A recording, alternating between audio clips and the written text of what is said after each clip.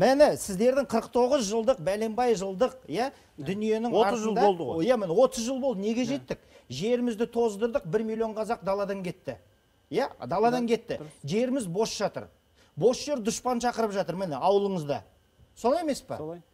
Басқа қалай? Қазір мына жерде Мұхтарға 1000 гектар жер берші, бармайды. Ешкім бармайды. Сол ауылдағы қазақты ұстап қалуымыз керек. Одан кейін жас буындар қазір бұлар енді жетіп жатыр ғой. Ауылға барып кәсіп бастасақ дегендерге міне, оларға нақты гарантия керек, шанс беру керек соларға қайтуға. Әйтпесе жеріміз бос қалды, жаудың көзі түсіп жатыр. Оны қорғайтын тек қана бұл әлемдік үрдіс. Әлемдік тәжірибе, жеке меншік құқы ғана. Мұхтардың көкесін мен танимын. Адам Смит деген 1600 жыл жазып кеткен, экономиканың түп нұсқасы ол жеке меншік құқы. Бұл көкесін ұмытып кетеді. Заңды сол жазып атқан осы жағы мамандардан сұрасаңыздар жөнін айтып береміз. Егерде жерді тиісті пайдаланбаса, салығын 50 есе өсіріңіздер. Біз сондай ұсыныспен премьер-министрға шықтық. Жерді дұрыс пайдаланды, 50 есе өсір. Өкіметтің қамбары толады, жерден жер босқа жатқан жоқ. Одан кейін ана адам алады, өзі бере салады, немесе келесі қазаққа сата салады. Келесі қазаққа сата салады. Болды. Оған жете алмай жүрген басқа қазақтар бар. Мына айтып отырған фавелласы барлығы міне бүгінгі өмірде бар. Қаланың төңірегін қараңыздар, ана дачалардың барлығы кім? Қазақтың жастары. Не қып?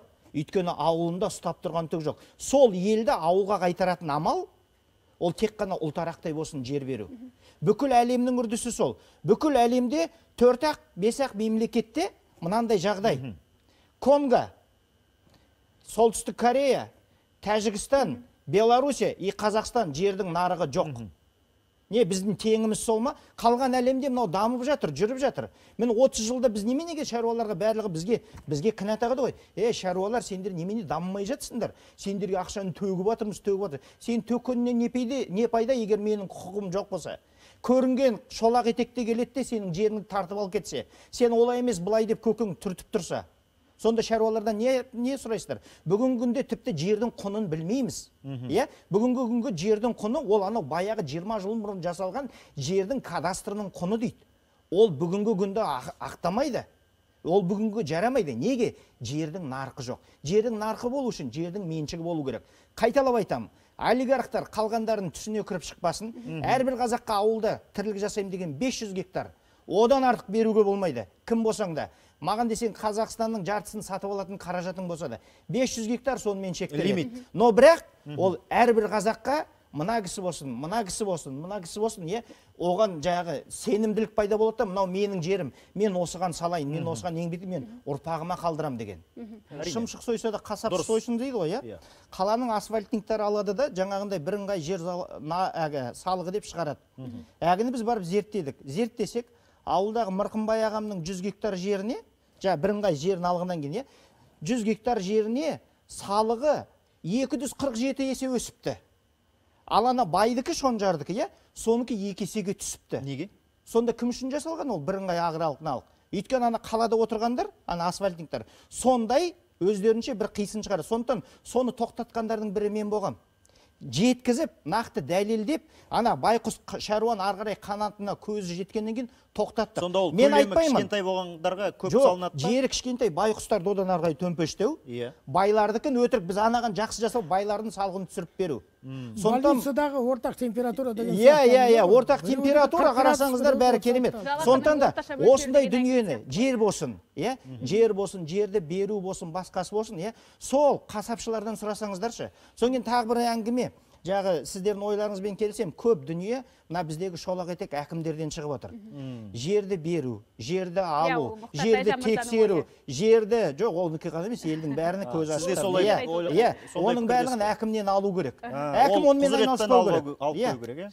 Бүкіл 2016 жылға қаншама суреттер бар, материалдар бар, барлығы бар, бейнебаян бар. Соның ішінен маған бір ауыз сөз тауып беріңіздер, қазаққа жер беруге болмайды деген. 16 жыл елдің барлығы дүрлігіп, жеріміз үшін шықты, шетелдікке кетпесін деді.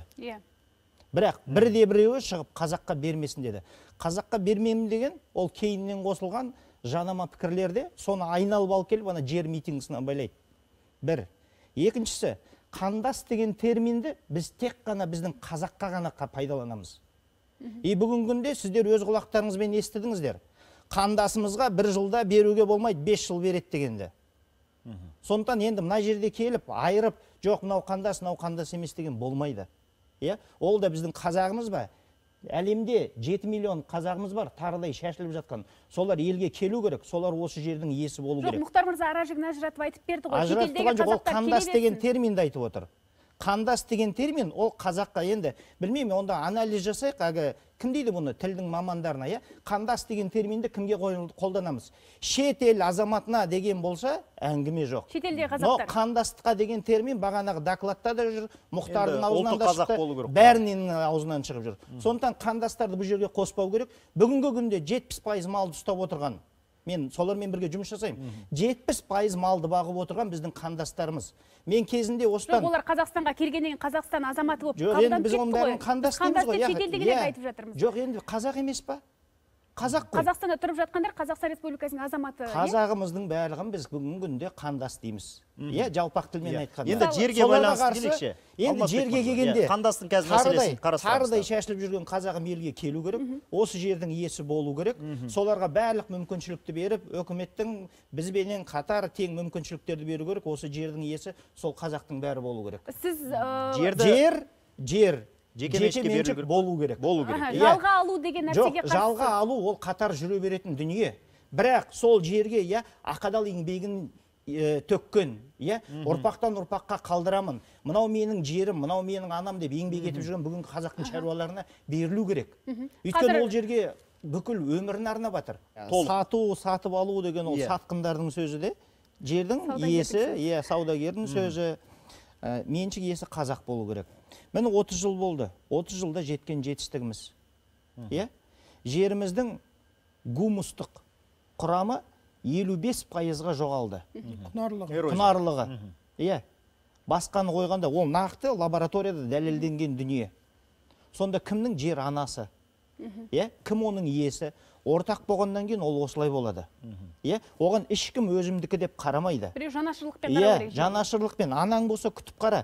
Бізде тек қана жалаң ұранмен жер анам дейді де, ойына келген жасайды да ары қарай жүре береді. Біреу ат жасайды, біреу сол жерден пұл жасайды, біреу дүние жасайды. Сондықтан да бізде мен мына кісімен келісем, бұл кісі баласы жөнінде айтты ғой, бізде ұрпақтар сабақтастығы деген жоқ. Балама мен қалдырып кететін кәсіп деген жоқ. Миллион қазақ ауылдан босқа кеткен жоқ. Ауылда миллион қазақ ұстап тұрған бір ұлтарақтайды жері жоқ. Оның ертеңі бұлыңғыр. Мына кісінің де, міне қазір осыншама жер игеріп отырмын дейді, бұлыңғыр. Бірақ мен енді бұл жолы орайда айтам, агроолигархтарға енді жаңағы үлкен жер көлемі бар да, оларға да сразу бетін айтып қою керек. Айналайын, сендердің бүкіл 100 мың миллион гектар жеріңді жекеменшік алам деген түсіңе кіріп шықпасын. Әрбір қазақтың шамаменен 400-500 гектарға өзінің мүддесі болу керек. Оған шектеу болу керек. Оған мына кісі де келіседі. Қазір өзімнен сұрайықшы, неге? Өйткені бұл кісі тура бір жеріне инфраструктура салды.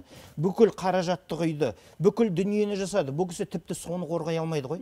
Алып шаруашылықтар өздері көбірек алып алса, басқа халыққа жер қайда деген мәселе? Жоқ, жетпейді. Сондықтан да алып шаруашылықтарға да шектеулі дүниеде берілу керек. Сонда біз болашақ ұрпақтарымызды ойластырамыз.